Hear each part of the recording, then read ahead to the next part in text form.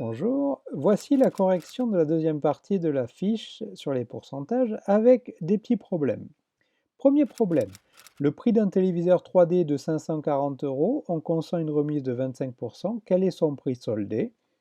Alors, il faut se rappeler ce que nous avions écrit dans la leçon, c'est que diminuer 540 euros de 25% revient à multiplier 540 par 0,75. Donc 540 fois 0,75, ça fait 405 euros. Le prix final est de 405 euros. Deuxième problème, une tablette tactile vous a coûté 157,50 euros parce qu'on vous a fait une remise de 25% sur le prix initial. Quel était le prix de cette tablette? Alors, même si on sait que diminuer de 25% revient à multiplier par 0,75, c'est le problème inverse de tout à l'heure. C'est-à-dire qu'on connaît le prix final, 157 euros, mais on ne connaît pas le prix initial. Alors n'hésitez pas quand vous êtes bloqué sur ce genre de problème par faire des petits schémas, ça peut peut-être vous aider. Alors je vous propose le schéma suivant ici avec une flèche. On ne connaît pas le prix de départ, on connaît le prix d'arrivée 157,50 euros et on sait qu'on va devoir multiplier par 0,75 pour faire la réduction de 25%. Donc ce qui nous donne quel nombre multiplié par 0,75 est égal à 157,50 euros, qu'on aurait pu écrire aussi sous la forme d'une équation avec un x. Et donc ici, c'est l'opération diviser 157,50 euros divisé par 0,75, ce qui nous donne 210 euros. Le prix de départ était donc de 210 euros. On peut vérifier en remultipliant 210 par 0,75 qui va nous donner 157,50 euros. Troisième problème, pour recouvrir les 15 mètres carrés d'un salon, on utilise du parquet vendu 30 euros le mètre carré. L'artisan accorde un rabais de 5%. Calculez le coût global après rabais pour le parquet. Le rabais, ça veut dire une réduction de 5%. Alors, ici, on va faire plusieurs étapes. Première étape, on va calculer le prix des 15 mètres carrés avant la réduction. Donc, puisque c'était 30 euros le mètre carré, comme il y a 15 mètres carrés, on va multiplier 30 par 15, ce qui fait 450 euros pour 15 mètres carrés. Ensuite, diminuer de 5% revient à multiplier par 0,95. Donc, le prix des 15 mètres carrés après réduction, ça va donc être 450 multiplié par 0,95, ça nous donne 425 euros, 427,50 euros. Le prix après réduction est donc de 427,50 euros. Remarque, et si on avait calculé la réduction de 5% sur les 30 euros, c'est-à-dire sur un mètre carré, est-ce qu'on serait arrivé au même résultat? Alors regardons ça ici, le prix du parquet au mètre carré après la réduction de 5%. Multiplions donc le 30 euros par 0,95 pour faire notre réduction de 5%. 28,50 euros. Et donc pour 15 mètres carrés, on va multiplier les 28,50 euros par 15, ce qui nous donne 427,50 euros. On retrouve bien le même résultat.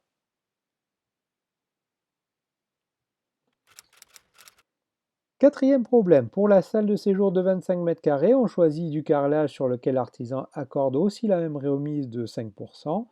Le montant global après rabais pour le carrelage est de 617,50 euros. Quel était le prix du mètre carré de carrelage avant la réduction?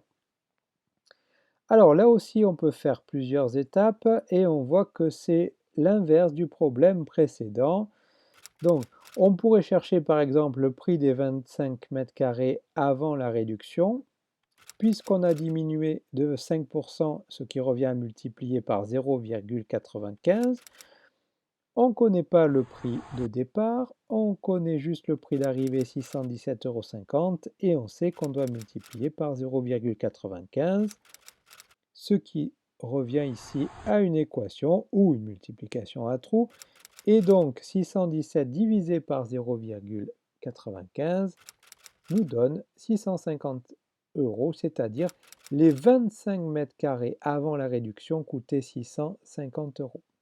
Et si on cherche donc le prix d'un mètre carré, pour 1 mètre carré avant la réduction, on va devoir diviser par 25 et 650 divisé par 25, ça fait 26 euros. Alors, même remarque que tout à l'heure, si on avait procédé en cherchant d'abord le prix de 1 mètre carré, puis en divisant par 0,95 pour revenir avant la réduction de 5%, on aurait trouvé le même prix de 26 euros pour 1 mètre carré avec une étape qui aurait été par contre différente. Cinquième problème. Au musée du jouet, le prix d'entrée est de 8 euros pour un adulte et 3,50 euros pour un enfant. Calculez le pourcentage de réduction consenti sur le prix d'entrée enfant par rapport au prix d'entrée adulte. Alors, ce n'est pas une question qu'on s'est posée dans les problèmes précédents.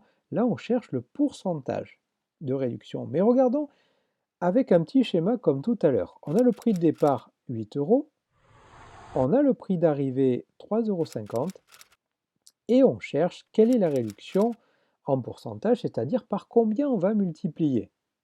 Donc 8 fois quoi peut nous donner 3,50 €. Là aussi, c'est une équation ou alors une multiplication à trous suivant comment on voit les choses.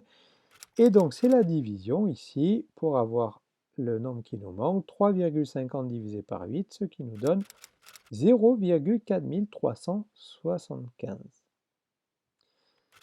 En repensant à l'exercice 3 de la même fiche, ici, on cherche quelle diminution en pourcentage correspond à une multiplication par 0,4375. Alors, en réfléchissant un petit peu, alors que ce n'est pas très facile, on trouve que ça revient à une diminution de 56,25%. Pour le trouver facilement, on pourrait faire 1 moins 0,4375 et on retrouverait 0,5625. Ou alors on pourrait faire 43,75% pour aller jusqu'à 100% et on trouverait ici 56,25%. Donc la réduction consentie est de 56,25%. Problème numéro 6. Le prix d'un smartphone est de 180 euros. Il est soldé au prix de 144 euros. Quel est le pourcentage de réduction par rapport au prix initial? C'est exactement le même problème que pour le 5. On a le prix de départ 180 euros, le prix d'arrivée 144 euros. On cherche par combien on va multiplier le prix de départ pour arriver au prix d'arrivée 144 euros. C'est-à-dire 180 fois quoi peut nous donner 144 euros. C'est l'opération ici 144 divisé par 180, ce qui nous donne 0,8. Comme tout à l'heure, on cherche quelle diminution en pourcentage correspond à une multiplication par 0,8 ou pour nous aider 0,80. Ici, si on se rappelle, ici 0,80, ça correspond à une diminution de 20%. 1 moins 0,8, ça fait bien 0,20. Donc la réduction est de 20%. Vous voyez bien ici l'intérêt d'avoir fait ici une réduction en pourcentage qui correspond à une multiplication par un seul nombre, ce qui nous a permis de remonter le problème pour trouver le prix initial ou alors pour trouver la réduction en pourcentage dans une partie des problèmes. Ce qu'on n'aurait pas pu trouver si on était resté à une méthode avec deux étapes pour calculer la réduction en pourcentage.